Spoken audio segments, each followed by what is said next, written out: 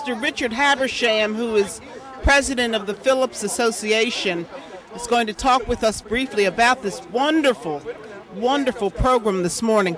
Mr. Habersham, how was this program this morning? Did it go well? It was great. You see all these young kids, all these little kids out here? Hey, that's what my passion is at. Not for myself, but for these little kids.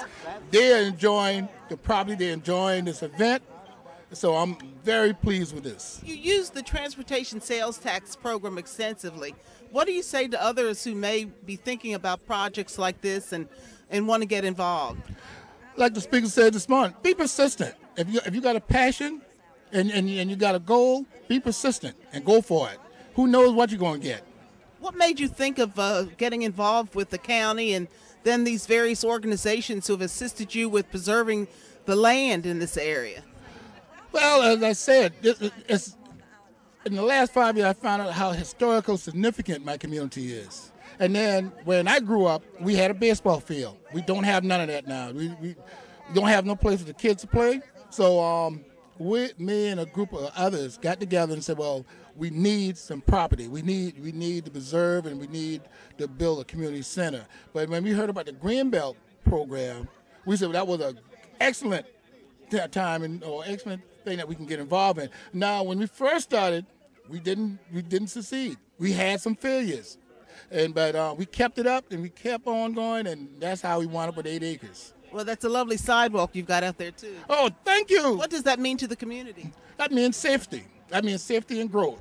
I've seen people using it already. Yes, yeah, they walk all the time. They don't have to cross over on the other side no more. You got a lot of people live on this side of the road, on the northbound side, that used to fight that traffic to go on the other side, and it just wouldn't walk. So now the ones who live on the northbound side, they walk all the time now. You look in the evening time or in the morning, you see husband and wife, and you see some youngsters, they were using the sidewalk. It's working. Thank you so much. Thank you. Michael Allen, it was good to see you out here this morning. You said a lot about the Gullah Geechee corridor. What's that all about?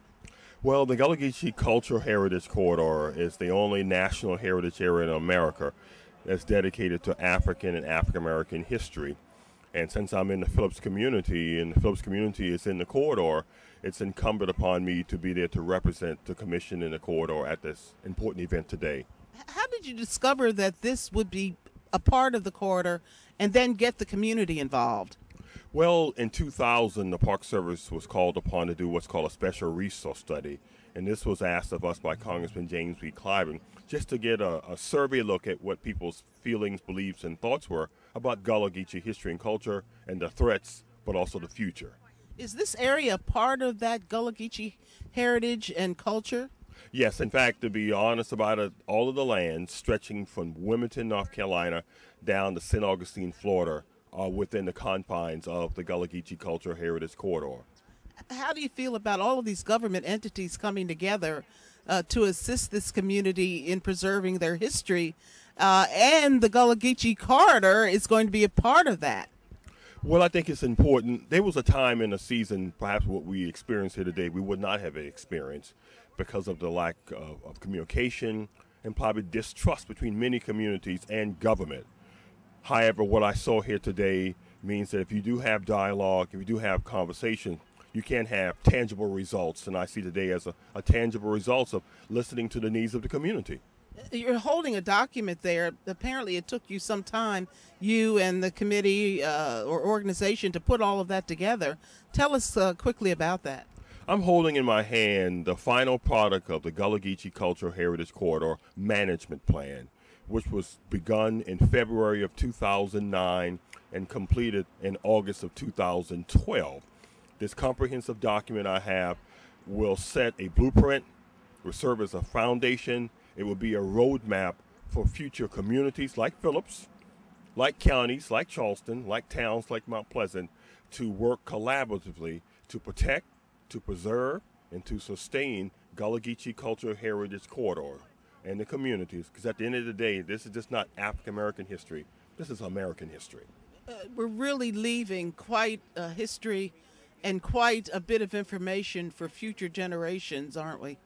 Well, you know, that's the call of a national heritage area. It's a grassroots supported institution.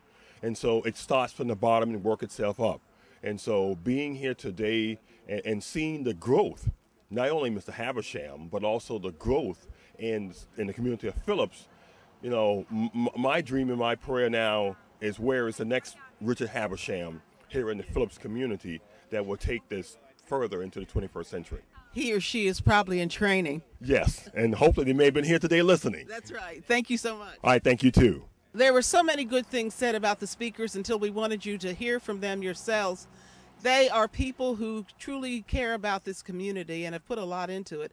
And what's nice about it, too, is that while everybody in this community may not be familiar with how the government works, they received a lot of assistance from various organizations that you heard from this morning. So we've got a historic place here called the Phillips community, and we also have a lot of safety that's in place and a lot more that's coming in the future.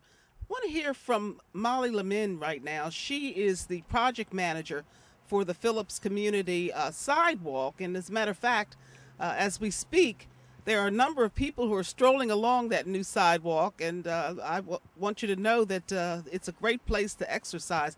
But Molly has done a lot to make this project work, and I want you to hear from her.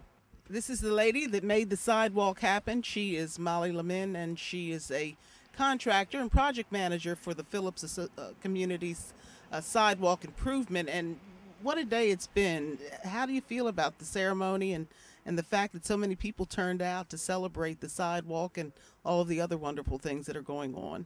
Well, I was talking to some of the members of the association. One of the biggest things about this project was how appreciative and thankful people are of the sidewalk. It's just that makes the project great, and that makes my job so much better. Are you aware that people are walking, literally walking? I live in this area, and people are walking to neighbors, to the store, or just strolling with their baby carriages. That must make you feel awfully good. Oh, it's great. And the biggest thing about this project is we now have a continuous 1-mile loop of sidewalk on both sides of the roadway. So, I mean, it gives access to all different types of businesses and neighbors and everything. What's the next stop for you? You're going to continue building these types of projects, or do you have something else in mind? We've got another project just in Phillips community. We're working on a drainage improvement project, which we hope will drastically improve some of the flooding they have in their community. That sounds like a winner. We'll be looking forward to that. Thank you. Thank you. Well, there you have it, our program on the transportation sales tax and roadwise at times. This has been Cheryl Harleston. We'll see you the next time. For more information, visit us on tst.charlestoncounty.org. You can also follow us on Facebook and Twitter.